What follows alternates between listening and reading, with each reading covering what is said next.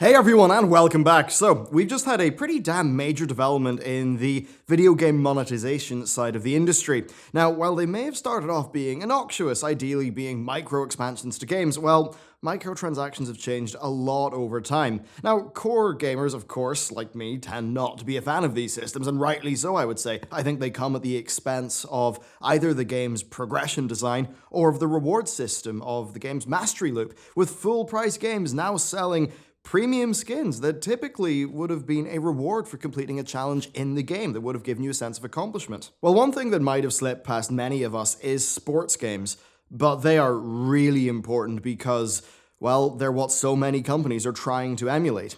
The most successful one of these is FIFA Ultimate Team, and to give you an idea of just how colossal it is, well, it made $1.1 billion in revenue last year, which Motley Fool points out is 21% of the company's entire revenue and just over 50% of its live service revenue. So when you add that up, it means that the live services pretty much make up 40% of EA Games' overall revenue. So suffice to say, the health of that company is basically dependent on live services. Now, when reading through all the market publications, really that's what you see analysts talk about. Like, there's a lot of people saying, yeah, sure, Battlefield or Battlefront even might have flopped as compared to expectations, but the live service revenue is through the roof. So, how does Ultimate Team actually work, and how does it tie into today's news? Well, Ultimate Team is their live service game mode. Now, a big goal for EA is to shift players over from the other game features over into playing Ultimate Team, and to be honest with you, I wouldn't be surprised if we saw them cut features in order to push people towards Ultimate Team in the future.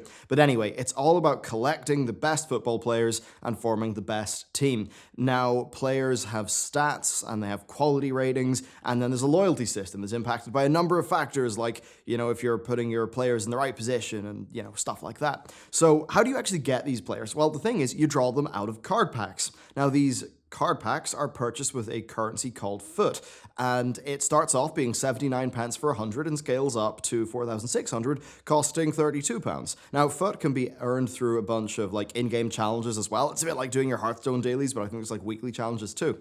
So the thing is that the packs are basically bewildering. You can purchase various different types of packs of various different qualities, each one having different odds of getting different players, items, and consumables. Then the thing is, on top of that, there are loads of time-limited promo packs, and then there's freebies that they use to keep people engaged in opening the packs. Now, the thing that you've got to really understand here is this is one of the most profitable microtransaction systems on Earth. So suffice to say, whatever they're doing, it absolutely is working on people. These card packs, well, they are loot boxes. So yes, they have been caught up in the recent wave of governments getting further interested in the regulation of the industry, with the likes of Belgium and the Netherlands really leading the charge. Just last year, we saw Dota 2 loot boxes be hit by this, with users in the Netherlands finding that they could no longer buy bulk amounts of loot boxes, and that loot boxes would now tell you what they would contain in advance of buying them. And then, of course, just a few days ago, we saw Epic follow suit with Fortnite Save the World, but interestingly, they actually applied that system worldwide. And then, as I said back then, I actually think that while it may cut down on whale-like behavior, I think it might actually increase microtransaction revenue from average customers, especially because, well, whatever box is visible to you, it'll re-roll on a daily basis and kind of give you another little, hit. Now, the thing with EA is that there could be a ripple effect here because, this is the news, they have just disabled the purchase of foot in Belgium. And they said that they disagree with the government's interpretation of the law, but that they are doing that, that's what they're doing for now. And they ended with a rather venomous comment: the impact of this change to FIFA Ultimate Team in Belgium is not material to our financial performance. And that is basically what corporate shade sounds like. So it's really important to note that this is not because of any change in law. They are preempting that, but still, they would not be doing this if they didn't think that they needed to, especially because, well, it does externally look like a PR loss.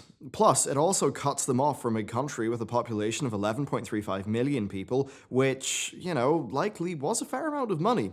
So if EA are doing this, then you've got to wonder, will other people follow suit? So Epic Games, they are pretty much off the hook with Fortnite Save the World. Dota's system could be expanded over to Belgium, but for the rest of the industry, this is new-ish territory. And I say ish because of China.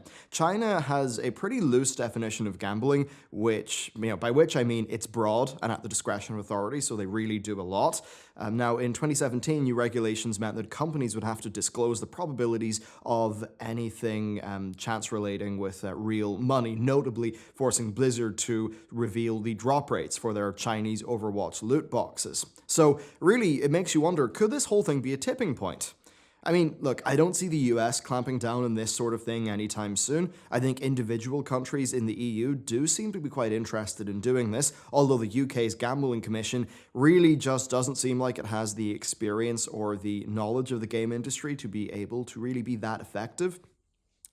Changes in EU law, that is something that could be possible, but again, that seems to me to be unlikely based on how much money is involved and how, well, when there's a lot of money involved, people can sort of throw their weight around with bureaucrats, so I kind of suspect that would happen. Well, speaking from my own experiences, as I mentioned a while back, I've seen very important UK industry leaders triumphantly with clenched fists and near maximum gusto.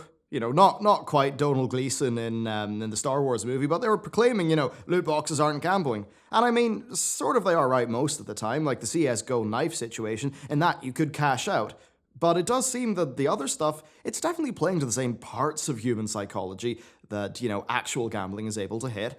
Maybe we need another term for it, pseudo-gambling, something like that. Because the thing that you get is of zero value, but the thing that still makes it gambling is that it is of perceived value to the person who is putting the money in. So as far as that person is concerned, it kind of is a bit gambling-like. Well, for some people, I think it is just a regular purchase that they make and don't think too much of, but for others, I do think that the negative, addictive aspects of gambling do play a factor, and honestly, that is a problem to me. Now, if there is to be regulation, then perhaps forcing the display of odds or an Epic/Dota-like system would be a bit better. Now, in my last video, many pushed back against the Fortnite sort of peer into your loot box model, and a lot of people said it would still make a lot of money. And I think that is absolutely a fair thing to be critical about, but I think that it's all about getting knowledge in the hands of consumers, and any step in that direction is a good one. Now, going back to EA, well, the double standards are just hilarious because they have long tried to integrate the Ultimate Team model into their other games, with the largest attempt being Battlefront 2. And just look how that turned out. It pretty much sold like 50% of expected numbers, and it had poor microtransaction performance. And then we look at Anthem. On Anthem, we see them saying no loot boxes as a selling point for the game. Yeah, I mean, after their last loot box attempt knocked out Battlefront 2, and they're still completely happy to be making loot box money off FIFA Ultimate Team, which, I mean, yeah, it's packs of cards, but hey, it's a loot box-based money-making machine.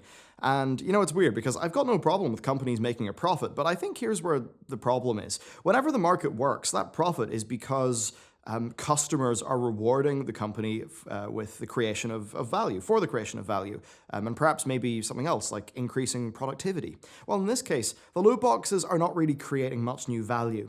And I think it's a sad direction to see the industry go in. And with the likes of EA, we see games being designed with monetization pretty much put first. And I dread to think, well, the Ultimate Team-inspired Anthem monetization model that they probably had conjured up in their heads before Battlefront 2 looked like, because it must have been really nasty.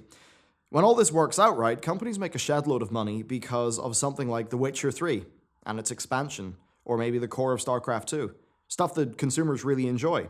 Or maybe even a live service, if you put the shop aside, which obviously sucks, like World of Warcraft, where, I mean, it's pretty fair. You buy in, you know what you're getting, there's no messing around. It's all simple. Well, as the industry progresses, well, the box price just now seems to be more akin to the ticket into the place where you're then supposed to spend more money. On the whole, I think that the loot boxes are a load of rubbish. I don't really think they respect consumers. I don't want governments to start regulating too heavily. I'm equally as suspicious of governments as I am of corporations, but the core difference is that with a corporation, they come and go. You're able to opt out of a corporation a lot easier. Once a government seized power, well, they tend not to let go, and what's your only option? To move country? Well, it's easy not to buy the next FIFA. It's a lot harder to get up and move where you live. Hopefully in 10 years we can look back at all of this as a strange growing pain, but you know what? While sometimes I'm an optimist, I really am not in this case. And it's odd, because these things don't have much of an effect on me personally. I've never really bought the loot boxes in games. Hearthstone is a game that I quit because of its microtransactions. I just didn't like it. Basically, every game that's had monetization and game mechanics be intertwined is something that I have quit. So I guess if you engage with games that have these mechanics, I'd love to hear your take, because it's clearly a blind spot for me. But yeah, anyway, thank you very much for watching this video. Let me know what you think about this news, where you think it should go. And with that, I'll see you next time.